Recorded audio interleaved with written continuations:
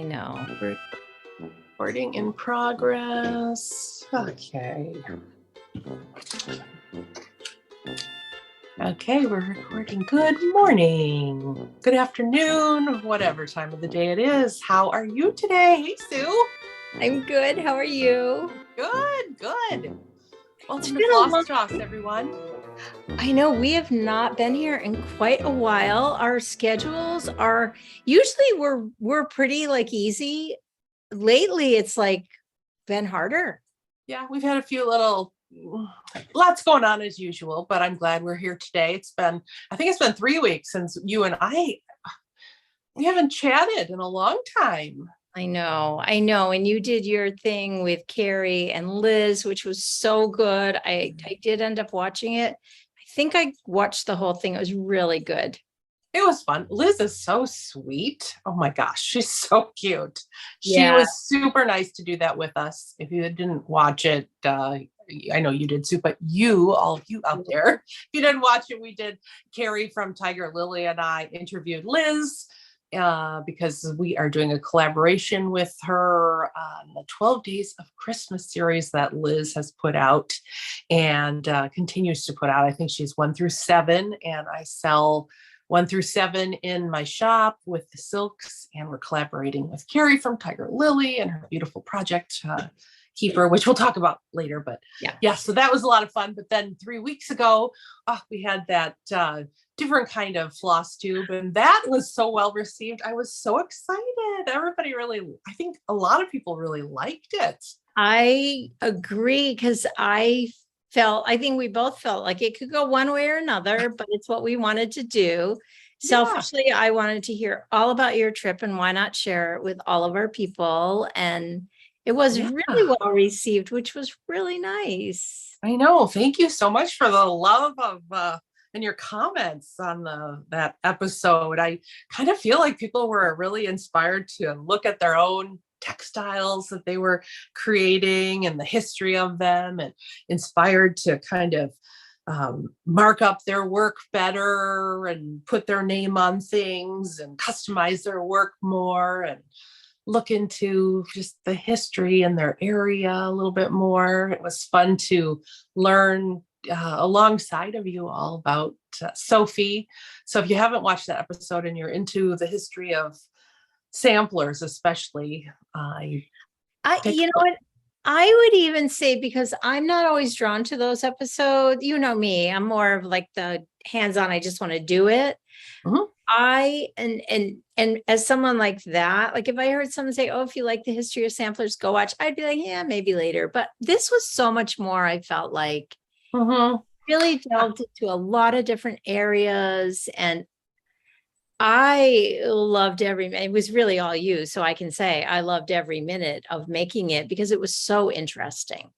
Well, it was fun. I went to Delaware to that conference, and I see this sampler that was created in my home state, and I dug into the names of the people and found it led me to my town that I live in, and learned about what was going on here 300 years ago, and the fur trade, and the people that lived just a few miles from where I live, and what was happening. And it was a lot of fun. And we learned about people that were kind of around Sophie. So we learned about Sophie's mom and dad, and the woman that adopted Sophie, who happened to be thought of as maybe one of the first millionaire women business owners in this country, the Madame Fremois. We learned about her, but we kind of stopped with Sophie. She made her sampler at age 20, and we stopped, and her story continues. So today we're going to talk about the rest of her life, and oh my gosh, and I know nothing. There's an amazing, the ending of her story is perfection, and I cannot wait to tell you. It just wraps it up in a bow for me. I can't wait to hear. We're going to do that today. I have a fully finished object. You and I have some works in progress, and that's our show for today. And I have a work in progress that I worked a lot on, and I'm just head over heels in love with. Mm-hmm.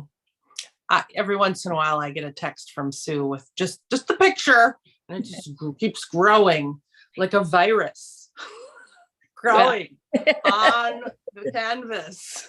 Yeah, it is an amazing piece to work on. And I think I know who I'm going to bequeath it to. I'm really excited about it. Sorry, no. Me? No. Oh, okay. So should we do Sophie at the end or no? I feel like we need to do Sophie now, because I feel like at this point people are like, okay, tell us, like, because then you went, and then we'll do it. And it was like, but wait, I want to know about Sophie. I say we do it now if my vote counts. Okay, let's do Sophie now. So in case you don't remember Sophie or you didn't watch the last episode, we did a little sharing time on here. So I am going to, let's see if I can pull up the screen again, and we're going to get into, we're going to be little Sue and little Rachel in the corner, right? Let's see. Can you see my screen now? And okay, so we're going to go back here. Well, first of all, we had some people that emailed, or not emailed, but that had comments about last week's episode and Sophie. So I wanted to share that first. And we had a comment from Judy Knits, and I have Jane Parson pulled up here. And she's doing Jane Parson, which is from the Wishing Thorn. And she said, gosh, I'm working on this and it looks like Sophie Bailly to me. And she's right. It does have a lot of similarities. In the border is all those, I think they're supposed to be carnations, and the bird and the cartouche is similar. So let me pull up Sophie. Let's see if I can pull her up.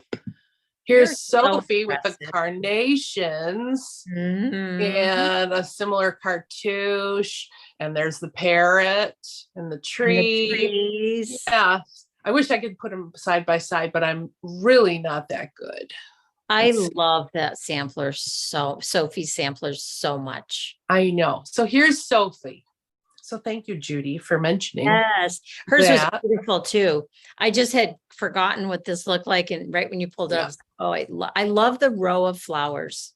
I do too. And you know what I think I'm going to do? Just because I've spent so much time on this sampler, I think I'm going to pick some motifs out of here and do a little pillow.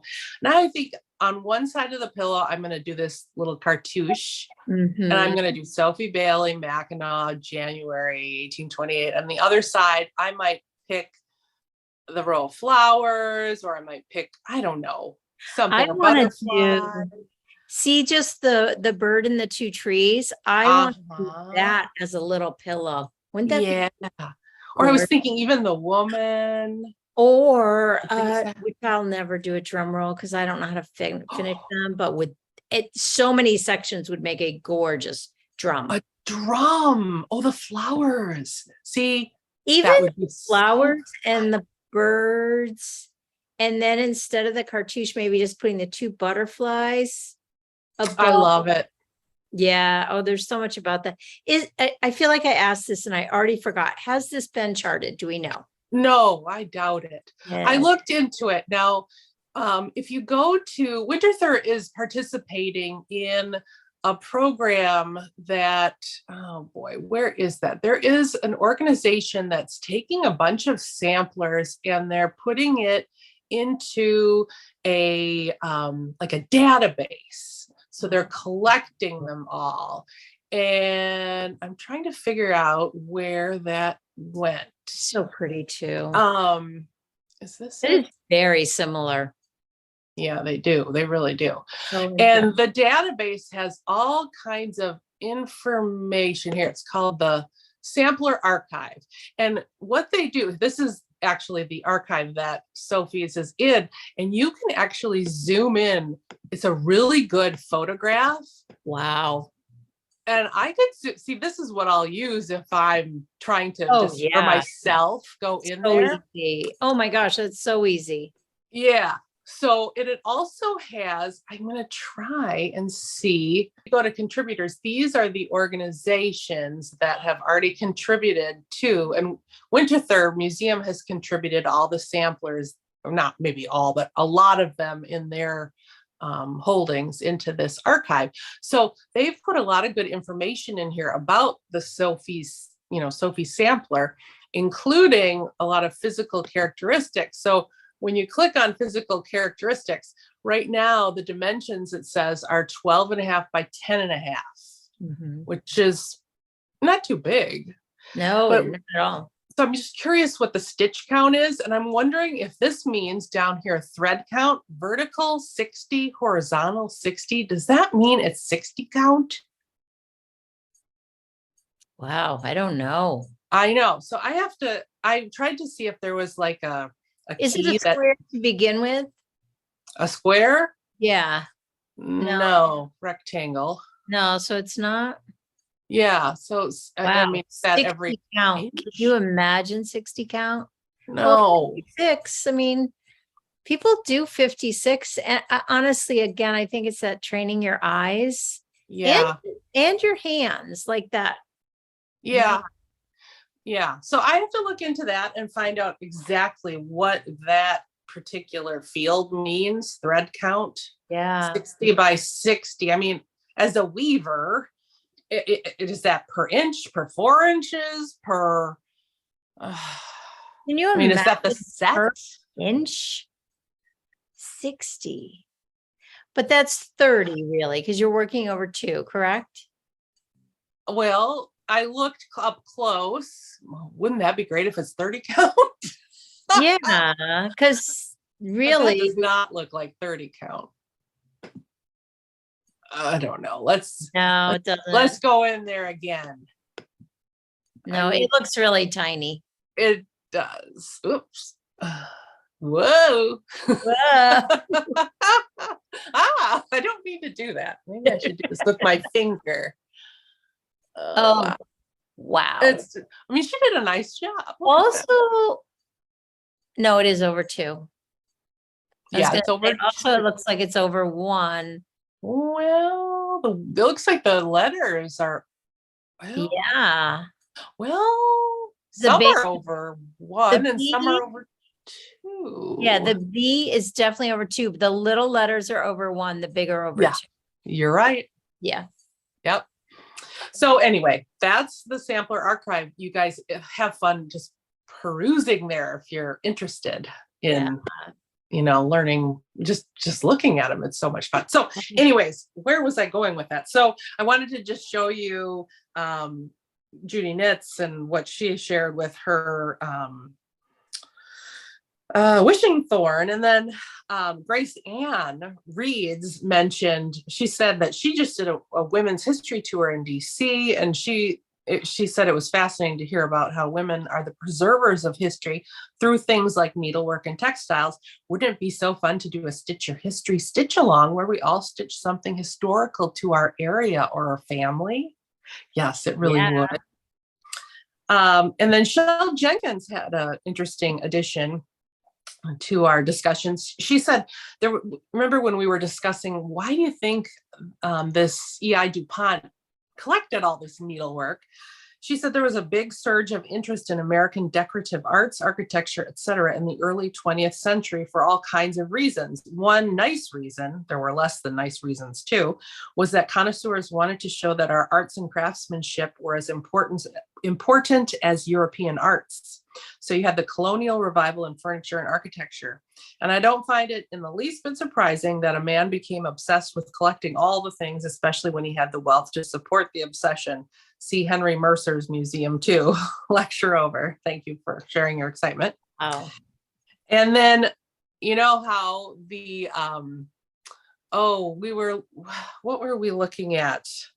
The E.I. Fisher sampler. Now, remember, we were looking at Sophie Bailly, and Sophie's teacher of the sampler had a daughter who did a sampler that looked just like hers. Yes. And it's right here. Yeah. The E.I. sampler. And she had this poem up here, or this written thing by the Pope, we said. We were like, Pope! Yes. No, that's not the Pope. We were wrong, Sue. Of course we were.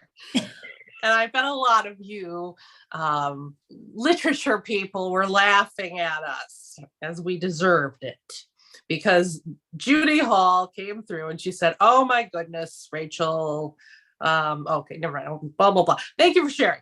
I was as interested as Sue. I can see the confusion, but no, E.I. Fisher was not quoting the Catholic Pope.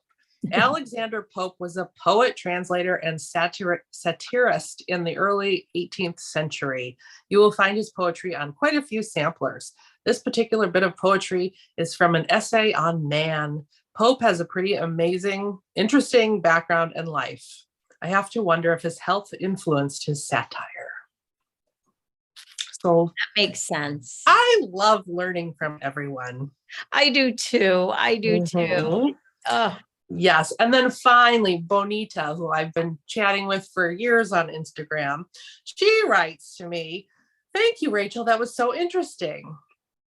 Now, may I suggest a vacation for you to Prairie du Chien? Thank you for those who helped me understand how to pronounce that, Wisconsin."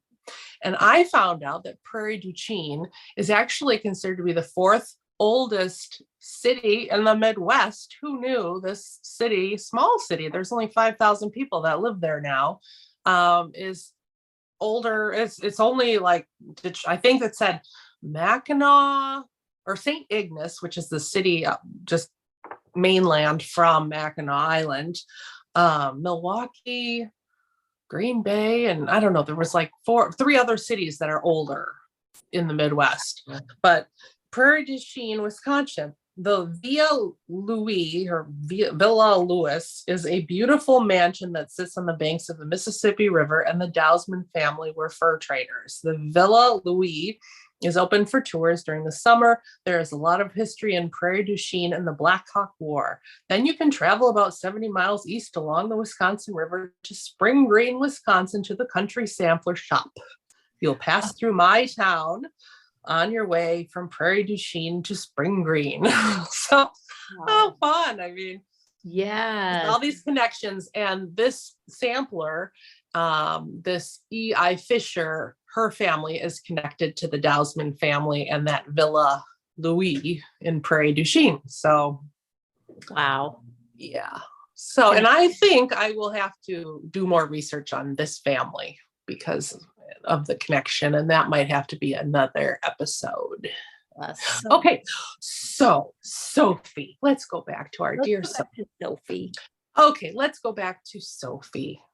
It's hard to get her whole thing. Let me go back to the textile. Here we go. All right, so there is her beautiful sampler. So Sophie, I learned, let me pull my notes up. So basically what happened was that Sophie, we learned last time, she was born, her father Joseph came from a prominent French-Canadian family. And his family in the 1600s, they were one of the original French settlers that came to Canada. And her father at age 18 in 1792 entered the fur trade at Michilimackinac, which is just near Mackinac Island. And in 1795, her father's father died and he became the main support of his family. So he really was a self-made man. He took care of his family. And for many, many years, Sophie's dad took care of his siblings. Well, when Sophie's dad was, I think he was like maybe 20 years old or so, he took off and he started his own fur trading company. And he had posts in central and southern Michigan, northern Indiana, Calumet, the Kankakee River, and he traded with the Ottawa villages in that area. And he did so with the help of a Native American Ottawa woman named Angelique McGulpin, who herself was I think how did it go? Her sister was, I believe she was half French, half Native American, and they ended up having Sophie. And Sophie would accompany them on these trades when she was a little girl, trading the fur trading. And as soon as Joseph did not need this Native American woman anymore, this Angelique McGulpin, he divorced her. And Sophie, we surmised at the time, I did, that Sophie then, what I'd read on other websites and other research I was doing, is that a lot of these French Canadian men fur trappers would then send their girls. They didn't want them living with the Ottoman tribes people. They wanted them to be in more civil areas. So I just assumed that he sent his young daughter up to live with Madame Frambois up in Mackinac Island because of that. But I was wrong. Actually, I came across this Michigan Family History Network, Native Americans in Michigan, and they had a page on the Gravere family. And I searched that name because I had information that told me that Sophie ended up getting married.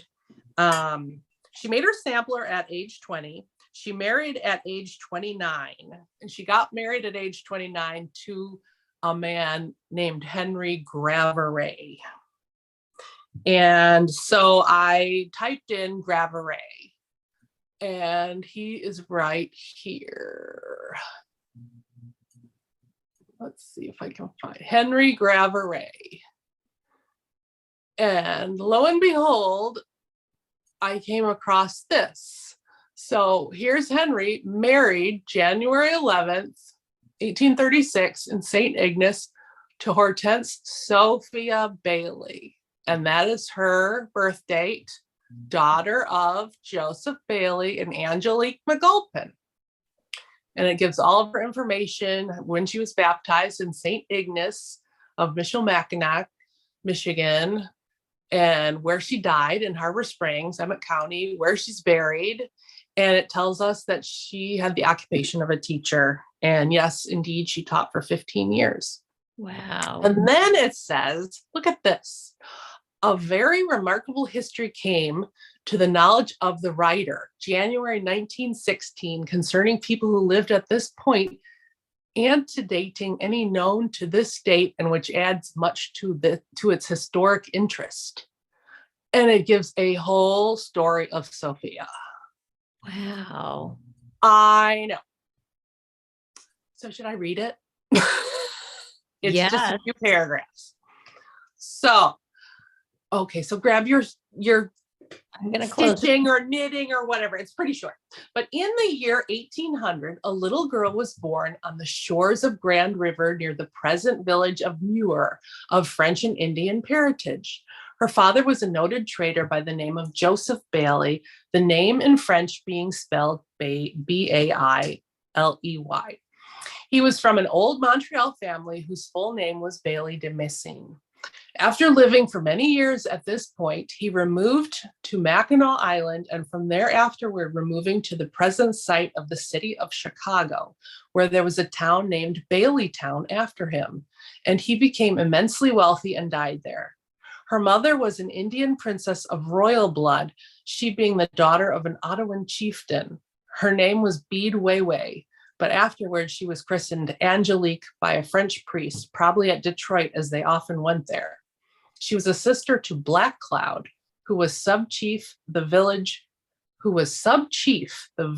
when the whites came to the valley. Joseph Bailly and Angelique had 6 children, 5 sons and 1 daughter, Sophia, the subject of this sketch. Her brothers were Alexis, who became a merchant at St. Paul. I thought Alexis was a girl all this time. Yeah, same. On the Mississippi, Joseph, a printer, Mitchell, a sculptor, Philip, an engraver, and Francis, who was Sophia's youngest and favorite brother, is mentioned in earlier histories of Ionia County.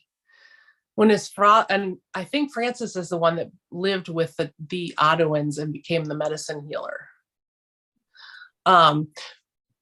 When her father, Joseph Bailly, took his 5 sons from there to be educated and learn their trades, jumped out of the canoe and swam ashore, saying he did not want to be educated, but wished to be a medicine man. He stayed home, lived with the Indians, and became renowned among them as their greatest medicine man, and was called by them Best Know Away. Sophie had traveled up and down Grand River many times with her father, often making the portages and going to Detroit. When she was about 12 years old, her father employed 2 Ottawa Indians to take her in a canoe to Mackinac Island, where he himself had previously located. She arrived at the island on the day when, in consequence of the War of 1812, there was a battle between the American and British soldiers taking place, and she heard the booming of cannon and the strains of martial music. Her father, fearing for the safety of his daughter, rehired the Indians at an exorbitant price to take her to the home of her eldest brother, who was conducting a trading post on the Mississippi River at St. Paul. Following a route that Father Marquette had taken more than 100 years before, the little party passed along the northern shores of Lake Michigan and into Green Bay, up the Fox River, thence down the Wisconsin River into the Mississippi River and on to St. Paul. They had passed through a hostile country among savage tribes where they dared not speak above a whisper, and to be discovered meant certain death. But the trip was made in safety, and after spending several years at St. Paul, the little girl became a young woman and returned by the same route to Mackinac Island, where she was adopted and educated in French by Mademoiselle Laframboise. There she met Henry G. Gravere, son of a German-American revolutionary hero who was a resident of Mackinac Island, and afterward married him. She taught at a French Catholic school for the Indians at St. Ignace for 15 years. There she raised her family, 1 boy and 2 girls, Garrett, Alice, and Rosine. Just prior to the Civil War, the family moved to Little Traverse, now Harbor Springs. Here, her son Garrett organized the Indian Company, known as Company K, 1st Michigan Sharpshooters, became a lieutenant, and his father a sergeant in the same company. With Grant, he crossed the Rapidan and plunged into the terrible Battle of the Wilderness. The company remained in active service from the time until the end of the war. More than half were killed and all the rest wounded. Garrett and his father were both killed in the campaign before Richmond. Mrs. Gravere finally received a pension, and with the back pay allowed, built a comfortable home where she died in 1891 and where her daughter Rosine still lives. And I also read somewhere else that her son saw her father die, and then he got shot at the same battle, but it took him a month to pass away. Wow. But yeah, so it was pretty terrible. And then from her brother, Francis. So Francis must have written this. Mrs. Gravere, meaning Sophie, learned much of the Indian manners, customs, legends, and traditions, and was noted for her gift as a storyteller. She met and entertained General, afterward President Zachary Taylor while on the Mississippi. She was personally acquainted with James J. Strong, the Mormon leader, who visited her school and told her to never fear the Mormons, as he would see that none of them ever did her any harm. She knew Schoolcraft, the historian, Beaumont, the famous surgeon, and many other noted people. Those are all big Michigan names, by the way. Yeah. By all, she was welcomed as an exceedingly interesting and well-informed woman and a great friend of the American Indian, whom she helped to civilize and educate. Her stories have been preserved and are given in a lecture, Michigan Indians, Their Manners, Customs, Legends, and Traditions, by the son of her daughter, Rosine, John C. Wright of Harbor Springs, Michigan, who has also published 2 books, Lays of the Lakes and Stories of the Crooked Tree, the last largely consisting of the legends of the Ottawa tribe. Okay, so that's interesting. So I looked that up, and he is a big author. So what's interesting is in Michigan,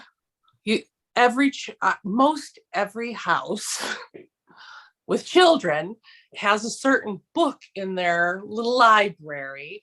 And I know I read this book to my children quite a bit. The book is about the story of the Sleeping Bear Dunes. Here, the parks one. Okay, so Sleeping Bear Dunes National Lake Shore. This is a picture of what the Sleeping Bear Dunes looked like many years ago. Do you see this black mound here? It kind of looks like a sleeping bear. Mm-hmm. It doesn't look like that anymore, but back when this big historic park was named, it was called Sleeping Bear Dunes. And in the distance, there's two islands. And the two islands are called the Manitou Islands. There's the big and the little Manitou Islands. And the story of the Sleeping Bear Dunes is the story that is a Native American story about how the islands were formed, those two little islands. And it's about a mama bear and her cubs that live over in Wisconsin on the other side of the big lake. And they need to cross the lake. And as they're crossing the lake, there's a big storm. And mama bear is trying to get her cubs across, and they die in the storm.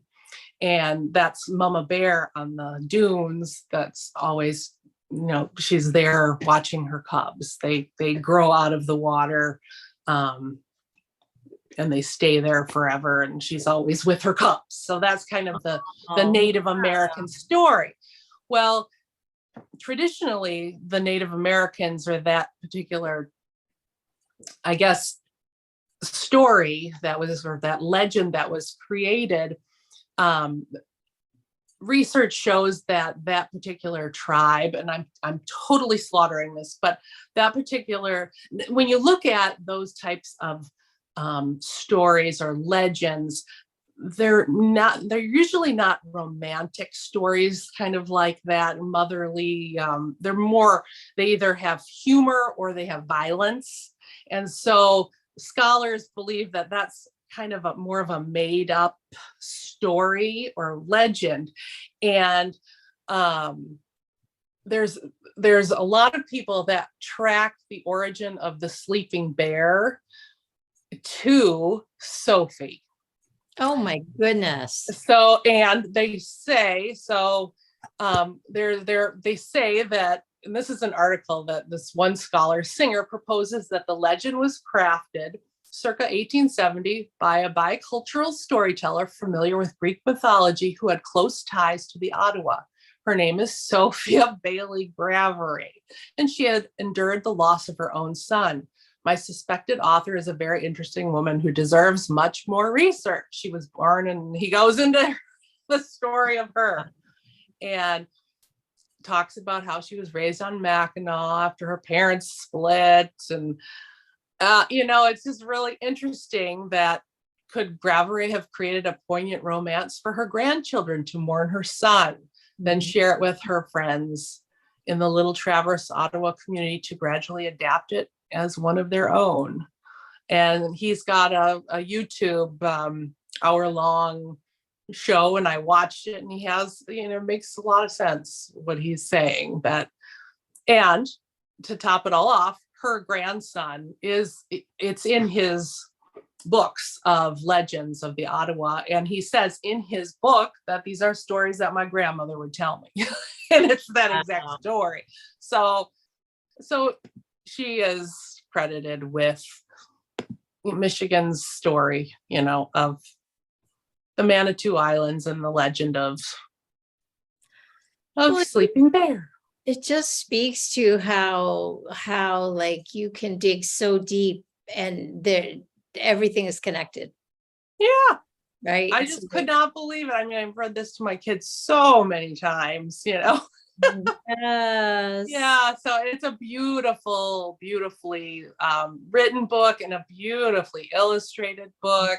Like this that. is just the Google Books first few pages, but yeah. So she lived a long life. Her husband died early on. Her husband actually lied to get into the Civil War. He claimed he was 10 years younger to get in. Wow. But both her husband and her son died but she lived to be almost 80, I think. Right? Yeah. Yeah. So, Oh, that is so cool. yeah, met future presidents and yeah, it's amazing. You just don't think of women during those times. Well, so thank you for humoring me about Oh, Sophie and thank you for doing all that research. And it's just so funny how it's like all in your neighborhood. And what were the odds of you seeing a sampler that was so connected to you? And yeah.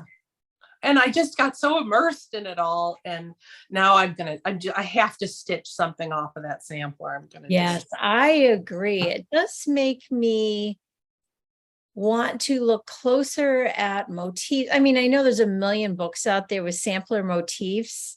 I don't know, again, and then to create something, it reminds me of a couple of people talked about Deb from Country. Yep. I never remember the name of their podcast. And Country her Stitchers. Yeah, Country Stitchers. Her, like, every time she talks about that piece, I get like, oh, that's all I want to do. Yeah. And I think I really want to do it. It's interesting. I have some fabric because I've been dyeing fabric. Like maybe I'll take a yard and just like have it to. I think the hardest part for me is, where do you start? Like, where would I start? She started with a central, I forgot what it is already, but it was a central circle. Can't remember. And people know, because a lot of people said, oh, have you seen that? It's really interesting. And yes, I have. And that's why sometimes it's nice to start with a sampler that you like and then adjust it as you go. I was talking to a friend on Instagram during Saturday football extravaganza. We were watching our teams play and we were both stitching, and she just watched our episode and we were talking about that. I don't know. And we were talking about doing a stitch along, and we were like, I don't know. We just came up with an idea of we should stitch a sampler and add things in about our college years and kind of dedicate it to, it makes sense because these women that stitched these samplers couldn't go to college. They weren't allowed in the early 1800s. And it would be really neat to, I should be looking at the colleges I went to. What year were women allowed? Who was the first woman that graduated from my college? What degree did she get? What happened to her? What was her life like? What did she accomplish? Yeah, that's really interesting, because I went to an art school, and it was a family run art school. And it was, so you don't have to go really, really, really, really far back for some of that information in my case. Yeah. But I've watched it since I've graduated, which 100,000 years ago, watched it change hands. And one of the sons then became, he was the one that ran the school, and just to see how it morphed. And how great is it that now that's such an easy thing for us to do because of the internet. It's like research is taken on a whole different. I know that I could get all that information just from my iPad on my couch. Space, not going. And I could just click all that information. I could pull up all those samplers. I mean, that's just so fun. Well, and I just think back of, I was such a library kid. I always lived really close. I always lived so that I could walk there. And in the time when that was a safe thing to do, I would go right before a snowstorm and walk there and get all the books. But I love doing what was it called? You're in English, you did your source theme. Is that what it was called? Source theme? Like book reports? No, this was, you'd picked one subject and you had all year. Was it a source? I'm totally drawing a blank. It's my favorite thing to do, because you had to get all the books and you had to get and how has that changed? Wow. Oh, I know. Like, you couldn't do any of that if you were lucky enough to have a set of encyclopedias. Oh my gosh, how old am I? No, I Did you have encyclopedias? Yes. I loved encyclopedias. Oh, me too. I still do. I love looking at old encyclopedias and just. I wish I had the ones I had when I was a kid, because they were like, oh, I just loved everything about them. Yeah. Yeah. Yeah. Anyway. Well, anyways, fun. Thank you. That was great. But I do think that is what fiber art is, right? Stitching is. It's so historical. It's so, it's easy to, if you're not a sampler stitcher, to not like really realize that piece of it. So yes, so Haptic and Hue, I was listening to the Just Get It Done. I don't watch this podcast. It's called Just Get It Done Quilts, but Jo Andrews of Haptic and Hue, I follow her on Instagram, and she said that she had been interviewed by that Just Get It Done Quilts podcast, and check it out if you want to. So yeah, I want to learn more about this Jo Andrews of Haptic and Hue. It was a fantastic interview. And Jo Andrews, they were talking about traveling with textile eyes. And Jo Andrews said it so eloquently that I had to listen to it and type it out. She said, why travel with textile eyes? Why am I doing this podcast, basically? And she said, traveling with textile eyes is absolutely crucial.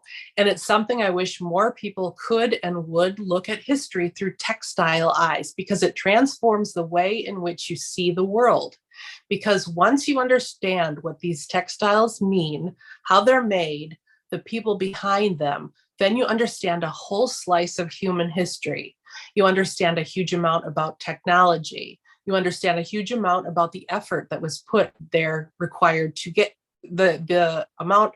You understand a huge amount about the effort that was required to get there, a huge amount about human rights. It just wraps up so much of the world's history. It's a piece of history that's mostly been forgotten.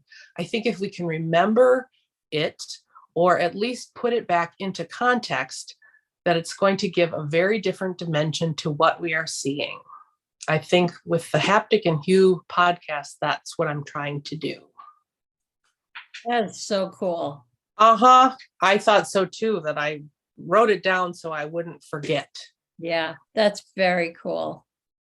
Yeah, it is, because you think about it is how much I've learned about these women and men that came before us, and the lessons they learned, and how tenacious these ladies were, and perspective and looking angelic. And there you are. Law. Let's talk stitching, shall we? Let's do it. Let's see your finished object. Oh gosh, yes. And I really need to make, I'm noticing I don't even have my name on it. I need to stitch something or write something on the back. Came from the framers. Oh, it could not be more perfect. I love my framing from Paige the Framer. It literally just draws your eyes to that house. I love it. I love it. It's one of my most favorite things. Just so you know, Dave has returned, so Winnie will be the happiest dog in the world, and she may come flying into the door. But the door shuts. Okay, we're gonna keep turning this. I'm gonna be sitting on the ledge soon.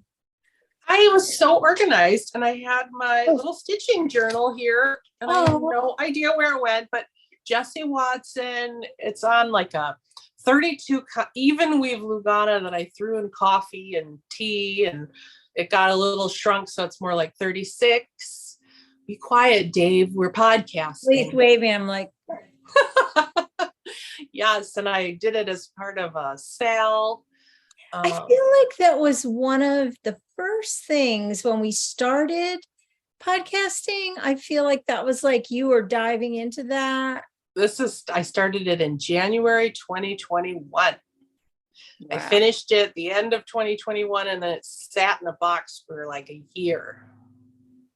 Unframed. I have, you know what I keep thinking? I have that gorgeous, gigantic sampler that I finished so fast, the black one. that is still sitting somewhere over, Yeah. literally somewhere over there. I'm not sure where. Send a big bunch to Paige, and then she just pumps them out occasionally, you know. I know, that's because I love it. Here, they can be, yeah. It's been so fun. This is a little gem, Hands Across the Sea. It's a Scottish sampler, which I love Scottish samplers because I think it's because they're, you know, Scotland is very close to Norway. It's only like, what, 80 miles across the sea? I don't know. No, but I think you know. I don't know. Maybe I'm wrong. You know, I'm not very good, I guess, with geography. Can I tell you a funny story? Yes, my really smart son, who like did really well on his SATs and was all A's, signed up for geography class thinking it was geology in college. Anyway, figured it out like 2 weeks into school. That is hysterical. Geography used to be my favorite subject. I knew where everything, because I was a big stamp collector. I've lost all geography skills. I literally have to go like, where is that? So you are like, all right, we're gonna try again. Hold on. All right, that's better. That's better. It was so beautiful though, like the ray of sunshine. The angels were singing. They were. Oh my gosh. Okay, yeah, but anyway, what I was getting at is the Norwegian. This is in a pair of Norwegian mittens I had knit, and the stags, and it just feels northern. And now, help me remember, is that all just cross stitch, or there's some fancy stitches in those trees? This was fancy. Everything else is cross stitch. Yeah, I don't know. This was like Algerian islets or something. Okay. I think of queen stitches for those trees, which. You say queen stitch and a lot of people go like, no, and I love the queen stitch. Yeah, they were queen stitch. No, they were just cross stitches. It was just I loved it. Perfect. And he knocked it out of the park. Now, did she just start framing for you? Or did she send you samples, or did you say, no, Paige, just go for it? No, I sent her a pile of stuff. And then we were on the phone together for like an hour going through each one with some options. And I literally, sure, okay, yep. Mm-hmm. Oh, love it. And then I forgot. Yeah. The beautiful part about Paige is like, I will say, what would you pick? Mm-hmm. And quite often it's what I would have picked. Mm-hmm. And other times it's made me go like, okay, I have to think about that a little more because maybe I do like that better. And input is so gently wonderful. Yes. And I did that. And I also told her this one, I don't want to spend a lot on. It's not, you know, but this one, we all have those pieces. It's worth investing because it's meaningful. This one, you know, so I did tell her which ones, you know, and for me, I didn't have specific places that I knew I was putting them in. So I said, I just want them to showcase the stitching. So as a used to be framer, which you should do that, right? Yeah. I used to really, people would be like, well, and in the room, it's this, and this. And Paige and I have had this conversation. And sometimes, yes, you do consider, but for me, 90% of the time, it's like, let's just work on the piece. We want the piece to look good. And like, it's we don't want it to just match the room to match the room. No. Yeah. No, that you move so much in your lifetime too. Right? Your taste changes. Where most of my framed pieces, I tend to be pretty classic so that the ones that I didn't do that with, I was a little more trendy. The ones that I never have on my walls anymore. Interesting. Don't be trendy. Okay. All right. Now I have 3 whips to show. I only have 1, so you go first. Okay. My first whip is this one. It's done. Oh, I've never even seen this. I know. I have 2 finished objects that were what I'm going to call, what did I call them on Instagram? They're like when you go to the grocery shop and you just grab something quick that was right by the register. It's a impulse buy. These are impulse stitches. It's from that quarter shop, and it was a free. I just thought it was so cute. It's so cute. I like I was in the mood and I just pumped it out. I changed the colors. I kept the reds because I love the reds. It's the I found my thing, by the way, so I can tell you. The reds are those really nice Christmassy reds that I love from. Are they specialty threads? Yes, they are of course I don't have that. Boy, I'm going to be doing a lot of editing. I love red licorice. Is it that one? Is it called red licorice? It's red. Is it called red? Christmastime. Of course, I just kept the reds the same. That's helpful, Rachel. Okay, let me pull out my handy dandy thingamajigger. It's right here. So it's the Christmastime Mystery Stitchalong. Everybody knows what that is. It is ribbon red and ladybug are the reds. Oh. And then the greens were supposed to be steamed broccoli and little sprout, but I changed them to Kentucky bluegrass and color and cotton viridian because I wanted more of that blue green. I don't know. I just thought it looked more retro. Than, yeah. So. You're right. It does look retro, and I love that look. Yeah, I kind of like that tealy. I don't know what it is. Yeah, so I have and it's on a sparkle raw. So it's opalescent. Mm-hmm. You can't tell, but the opalescent is that bluish green color. Can't tell. Love it. So I don't know how would you finish this? What would you make? I would throw a circle on that. You know your frames, do you have the square frames with the circle opening? Good. I don't know if it's big enough. I might need a bigger version. Maybe I'll have to get a bigger one. Something like that. Mm-hmm. Just very bad idea. Just because it looks like it was designed as a circle. So then I used to have gorgeous circle frames in my shop. Just very beautiful, like a mahogany. And then there's nothing better than to then put bubbled glass on it. Oh, I've got one right over there on the wall. It's a old timey with skaters and vintagey. Oh, I love it. I love it. Convex glass. Is that what it's called? Convex. I don't know. Vex. Yeah. Cave. Yeah. Yep. Love that. All right. You want me to do another one? All right, I'll do one because I only have one. This is my problem. And I know everyone's going to be like, no, don't worry about that. But it's really hard to know your floss tossing and just work on one piece. But I do have to work on what I love to work on or I get nothing done. Nothing. So I've had a little bit of I might do this. I'm not sure. It's called The Pandemic. It is amazing. It is. Even more amazing to stitch. I am on page, let's take the hoop out. Oh my gosh. It doesn't look like a ton, but I've stitched a ton. So I've done 1, 2, 3, 4. I think I'm on page 5. You've doubled. 4. Yeah. Yeah. Wow. So much. So I had a thought. My youngest got engaged, which we're so excited about. And they've been together for a very long time, but they had a short amount of time when they weren't together. And then the pandemic came and they found each other.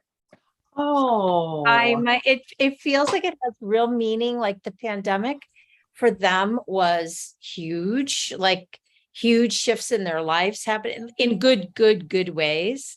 So I don't know. Please. Or keep talking to the people. No. Could be Percy's being a little devilish, I've heard. So it could be a sign for wine. Oh no, it's a delivery. A signature real quick? Yeah. She needs a signature. Never. Thank you. Brian's wine. Oh my gosh, I love it. Is it from the podcast Homemaker Chic, that wine that they talk about? No. No, it's supposed to be really, really good. Like Really? healthy. Oh, I don't know. Yeah. No. So anyways, first of all, they have to love this in order to get it.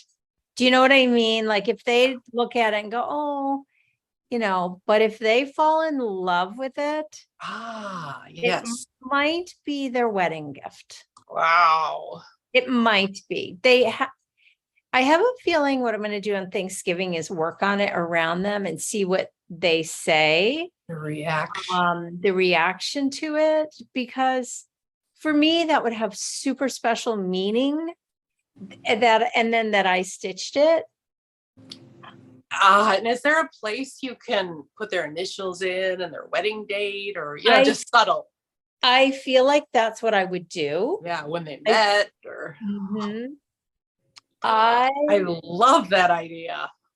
I do too. I really, along with what we've talked about, like most times when I'm making something, I have one of my kids in mind or my granddaughters in mind as I'm making it.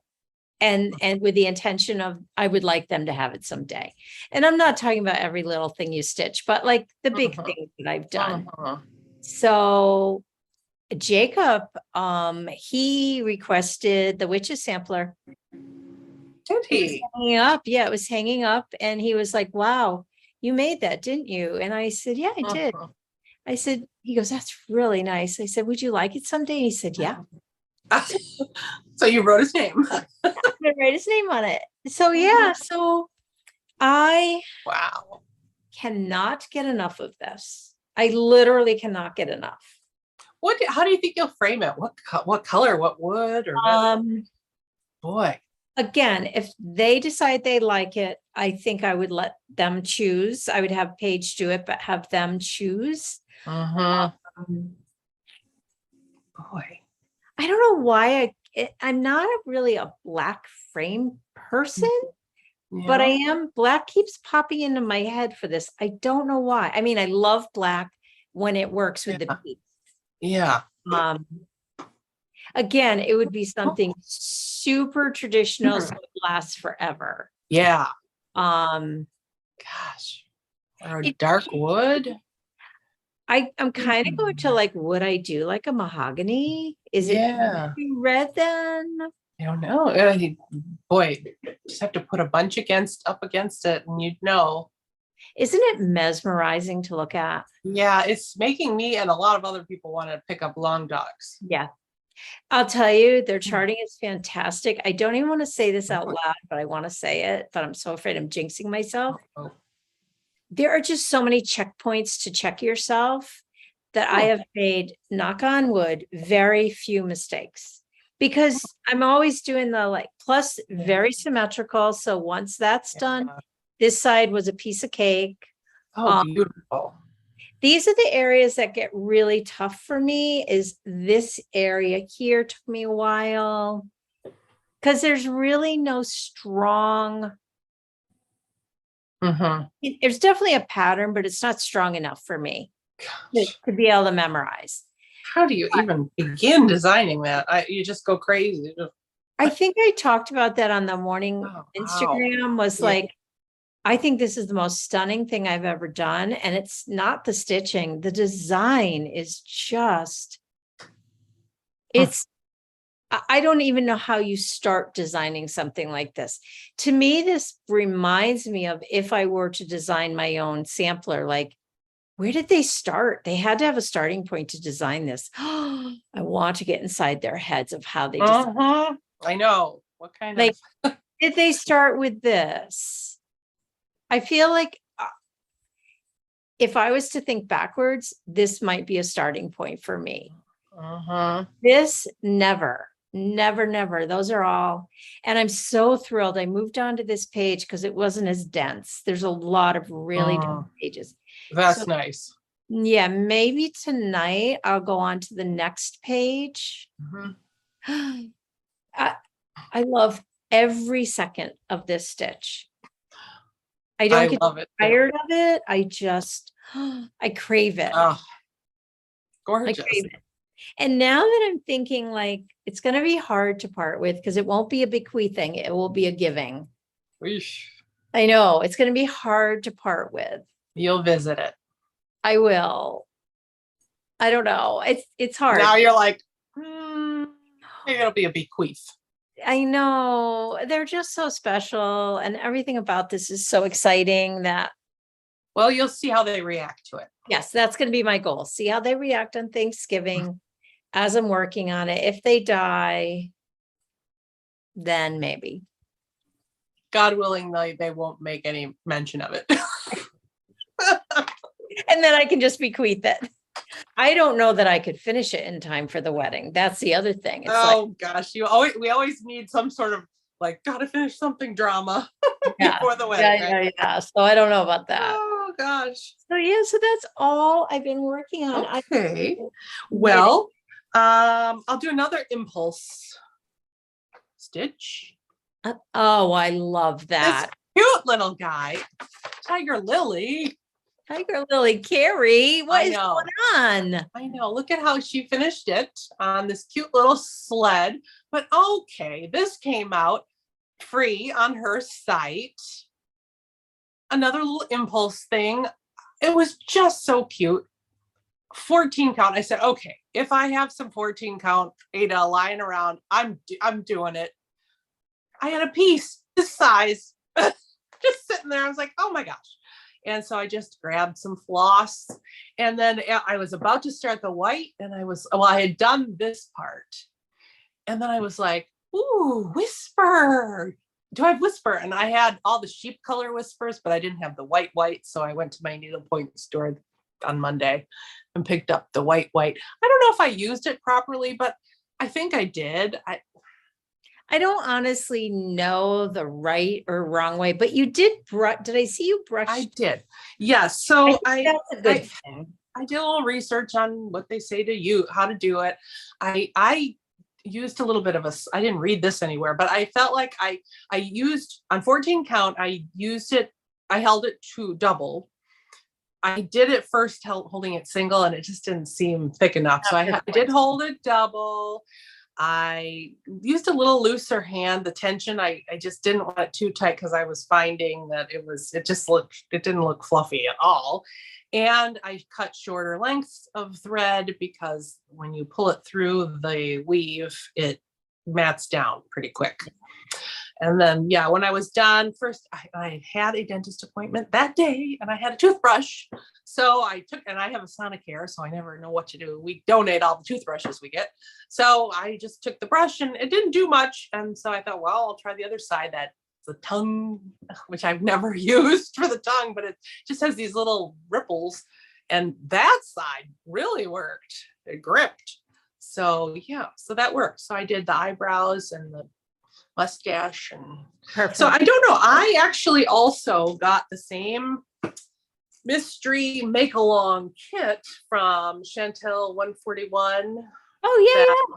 She did. Yeah. Chantel's in my state as well. And I happened to be online when she had this go up and I thought, okay, this is a great way for me to see what her stuff's all about. Why not? So so I got her mystery kit. So I do have the sled that she used and it does fit on there. So I might use the sled. Now it is a tag and Chantelle did also. So I might just do the tag and save the sled. I'll do something different than Carrie. I don't know. That'd be so cute hanging from your tree. Yeah. And it comes with some other stuff. Fun. I know this is something to put together that it actually is like a hanger. It's got a base and then you can hang your stuff from. Like I could hang the tag from the kit. Yeah, I have to get paint and glue and stuff. So much stuff. I know. And this thing I gotta paint and glue. It goes on like that. You could put something really cool on there. And this is really cute too. This is, you put a little round on here. So I got to do some painting. So cute though. Yeah, and Chantelle is doing Instagram lives demonstrating how to paint and put these things together. It's a really neat Is she, she has a YouTube too, right? That's what I meant. A YouTube. Yeah. Okay. Chantelle's 141. You guys Yep. probably all know her already. Chantelle Daimling, 141 Design Company. I think Chelsea and Priscilla use a lot of her stuff, don't they? Yes, I think that they should. Yes. And her last episode, she's done a lot in using Ada, and she's always saying that she's kind of fearful of linen, but she went to the Stitch North and she saw the other stitchers, and she came back, and her last episode, she said she's all of a sudden she's into the samplers, and she saw the other stitching, and she wants to try linen, and she's stitching on linen now. She was doing something on the 32 count, I think, on your nor'easter. Nice. That's yes, we have to mention that the Stitch North used Legacy Fiber, our LFA linens and nor'easter on Teresa's really gorgeous. But wasn't that Stitches West? What am I saying? Stitch North? Yeah. Stitch West. Thank you. I thought so. I was like, I don't know what the North one is. Geography again. Well, geography, whatever. Well, and you know what? Teresa, I caught her live with Fat Quarter Shop the other day. She did like a trunk show. I saw that. And she said something that I used to say all the time when I had my shop, when it was frame and stitching. People would be like, oh, I guess I should start on the Ada. It's like, no, it's not the same. Like, if that's what you want, you don't have to start. If you want to use Ada, but don't feel like that's a stepping stone to an even weaver linen. It's a totally different concept. Yes. So I quite often had people on even weave like right away. Yes. Again, nothing against Ada, especially now. The guides are so beautiful.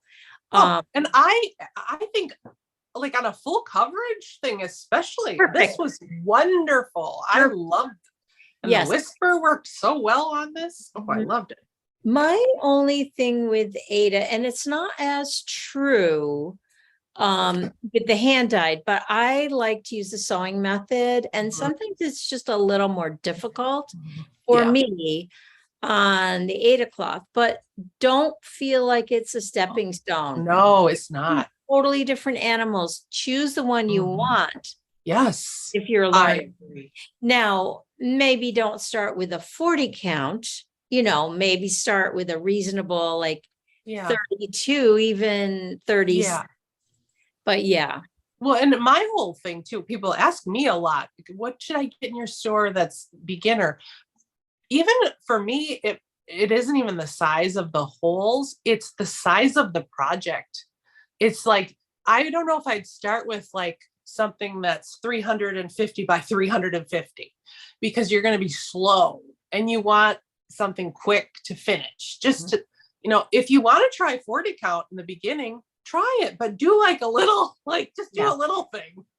Do a little bob. But then I think it was Carrie who said this is like, for me, I would pick the biggest thing because I want it, right? Yeah.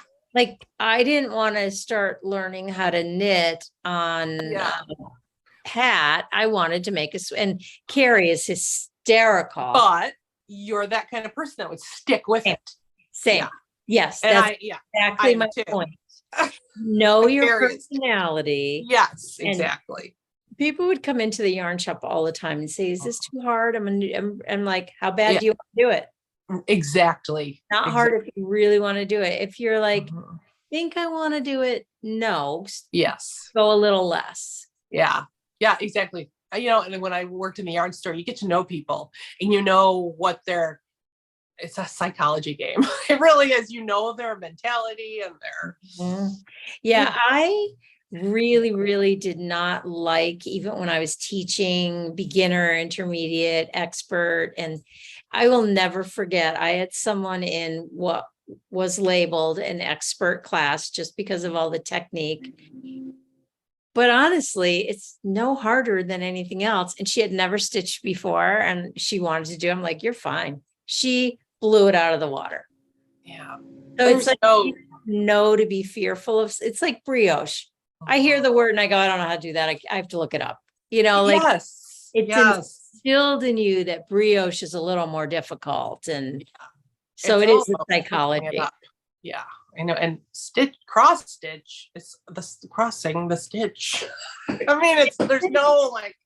Even specialty stitches in this day and age with the computer programs that show the diagrams, you come up at 1, you go down at 2, you come up at 3, you go down at yeah. Like you can't miss. Yeah.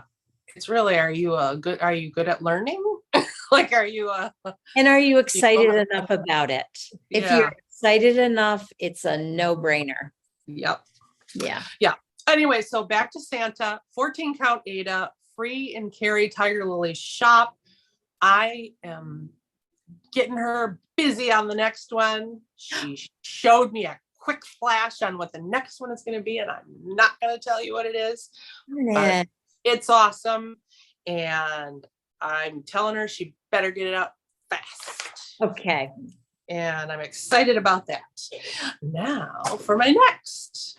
Look at you. Oh, did you finish it? No, I got a little more to do. Now I still have, there's all the schmick schmock around him. Am I going to do it? Am I not going to do it? I might start on the green one next and do the other one next, and then see, do I want to do the schmick schmock? Oh. Did you see the new Patreon designs? Yeah. Teresa? I still want to do the Patreon designs from the previous months. I know. I've learned to just hit download. Don't hesitate, because then I forget. I almost forgot October. Oh gosh. I think I already did November's. She is prolific. I feel like an absolute I was watching that show as I'm like dyeing fabric, pressing. I'm like, I am such a slouch. How does she do it? I know. And she makes me want to draw. Like, I gotta get a sketchbook out again. And wasn't that angel beautiful behind the picture behind Kimberly that she showed? Wasn't that beautiful? I loved it on that dark navy blue, and now I have it in my craw. I want to do, in the shop, I'm going to start one of these stars, and I think you have those. Yeah, I have these. I think I might do this on a dark navy instead of black. What do you think? Mm-hmm. I'm not a huge fan of black. Well, I shouldn't say that. It depends on the design. But this. Yeah. I feel like that navy would be gorgeous. I think I might. I feel like when she talks about her catalog of designs, like she's going to be doing this till she's 110. She just doesn't stop. And now her samplers, and she's amazing. Speaking of her, I was at an antique store. We're just going to keep flowing here. Oh. She buys antique books, and I'm at this store with my friend last week, and they had these antique books, and she said, I always get red. Oh, there's a red book. I gotta look at it, because Teresa told me I gotta look at red books. And I pick it up and I look, and I said, oh, what's the name of the book? The Spinster of This Parish. A spinster? I gotta buy the book. It's a spinning wheel spinster, red. What more can you ask for? I know. So it's spinster. So I'm thinking I need to find a cross stitch that has like a spinning wheel. I love it. Wouldn't that be fun? And then I was like, well, I got to research what's this book about. So I go on Amazon, and it's a 1922 novel, Spinster of This Parish by W.B. Maxwell. It is about a middle-aged woman. It starts out with her. She's a spinster on her own, and it goes back in time. You think she's just a middle-aged single lady, but it goes back in time about her adulterous affair with a like a explorer guy who was married, kind of like a who's the Antarctic guy? Mm-hmm. What's his name? Yeah. And there's supposed to be some like really cheesy, flowery, romantic scenes and adventure, and like I might have to actually sales on Amazon skyrocket for the spinster. It's on Amazon. It's got a really weird cover. But yeah, 1922. Oh. So anyways, which then the same little grouping. Oh my gosh, I couldn't pass these up. I've never seen this one. We've seen the spinning wheel, and I heard somebody say this is a hard one. Oh, I've seen the other one. I've never seen the knitting lady with the ball of yarn. Oh, wait, knitting. I was thinking, no, I haven't seen that one. I couldn't believe that. Is it? I think that's what that is, isn't it? The ball of yarn on the floor. Are you going to give those to Carrie to make you a portfolio? I never thought of that. They're in like old frames. Yeah, but they're fantastic. I thought they'd look good on my red wall in here. Yeah. Yeah, I don't think I want to mess with them. I'll just hang them up. They're on linen. They are, but they're probably the acid in the board that it's on is probably going to eat away at it. Yeah, look at the framing. Yeah, you should take it apart just for that reason. Yeah, I mean, it's literally disintegrating. Look at the back of this one. It's like, I don't know. Oh, yeah. What the heck? But it was laced. Did you see that? It was laced. It is laced. You're right. That is crazy. This one, yeah, looks like, oh wow. Maybe there's a hidden message. Or $1 million. Oh my gosh. We could be like Geraldo Rivera. We could open it up right now. Yeah. If there's $1 million in there, bye-bye, everybody. Nice knowing you, Rachel. No. Pick me up on one of your trips, please. I know. Oh my goodness. Okay, so what was I saying though? So this is one of her Santas. Yeah, I didn't even say what it was. This is one of her Patreon Santas. She hasn't come out with this, right? Her Patreon, wow. It's mind-blowing. Yeah. If you only can afford one Patreon.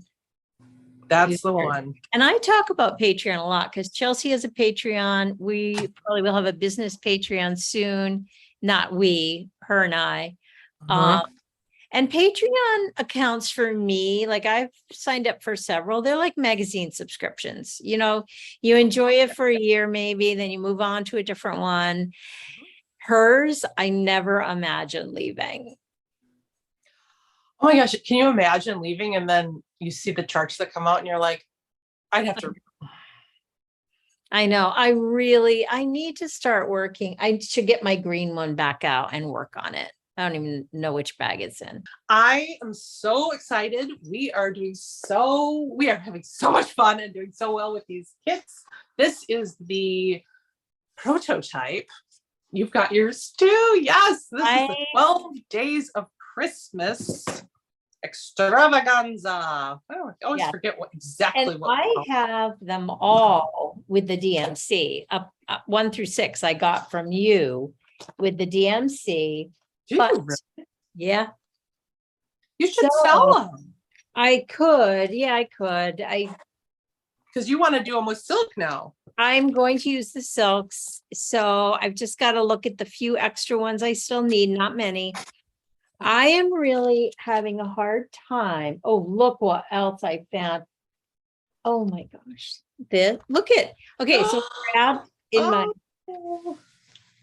Look at, you haven't started that yet. Look at, and then. Oh, look what you're finding. Oh, that's a good one too. Did I start? I think I started one. What else? That was all. I grabbed these two by accident.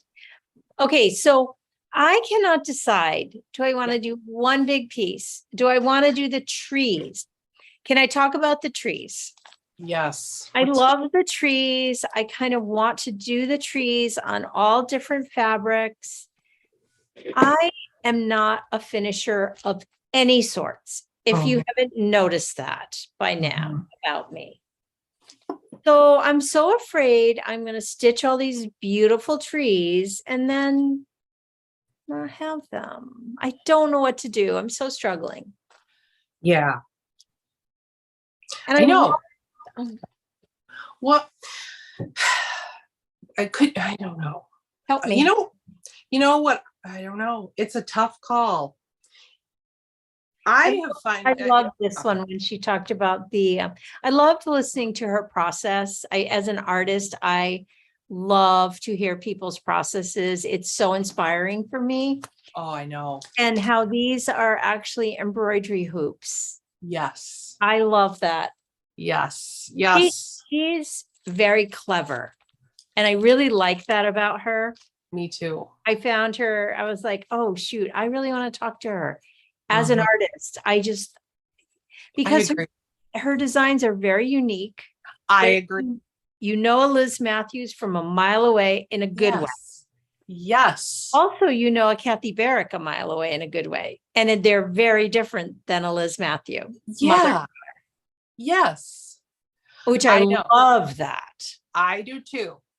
Yes, I agree completely. Yeah. I love tree. Oh, I love it. I know. I love the idea of one or two trees, and I love the idea of a few pictures, and I love the idea of a wall hanging. I think what if you mixed it up? Yeah, I know. I mean, I'm envisioning something on my mantle where I hang something quilted and maybe a couple of them trees and some with sparkly that would look good with the sparkles, some that would look good with a green background, some that would look good, and mix it all up in a quilt. See, use fabrics that look good with the piece. Yeah, I'm struggling with just dyeing one big piece of fabric. It's so funny because before I said this out loud, I figured I thought I had to choose entirely all trees, one big picture, or all little pictures. And you can do all of it. And I know she did talk about on her channel, she's got a video about making the trees. And I don't think they're difficult. That's not why I'm not a picture. I am not a closer. I'm not. I'm get the product done and send it off to have someone else wrap it up. So it's not for fear of I can't. It's just I don't. Well, I think we're gonna help each other. Okay. Because I mean, just look at I'll just send them all to you and you'll take care of it. Look at how she's got it set up with a tree here and a picture here. Envision our quilt here or our look at that design. I mean, you could just make this your mantle or your bookshelf, and you've got some trees. The last thing I would want is 12 trees in a row.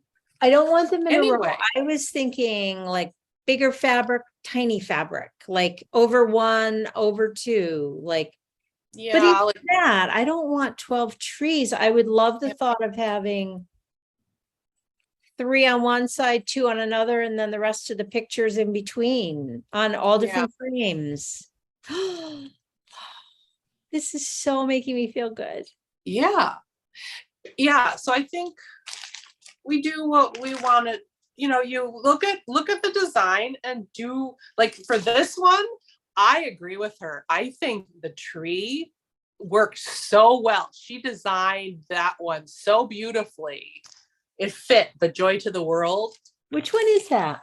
That's the bird one, but I still want to do all those birds too. So I don't know.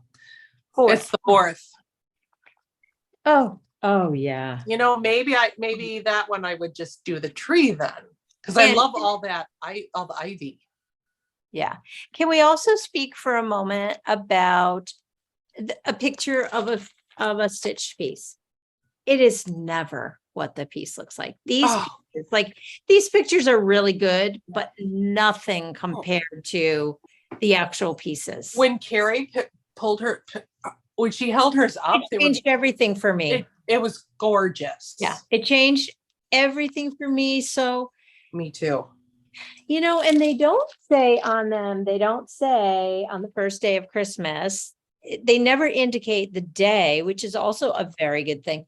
I might start with this because I love this one so much. Yeah, that's your favorite one, or I'm what? so excited. I'm so This is excited. this is mine with the music notes and the I birds. love that one too. Ooh. And I think I'm going to start that. I'm going to do this one on the 32 count pearlescent. Yeah. I love this. I feel so good now because these have been kind of bothering me. Like I want to participate, but I couldn't make up my mind. And that is one of the big reasons why I wanted to have this drive. Like this to me is a drive, like a blood drive. This is like a, because I feel like these are so, truly, this is why I'm doing it.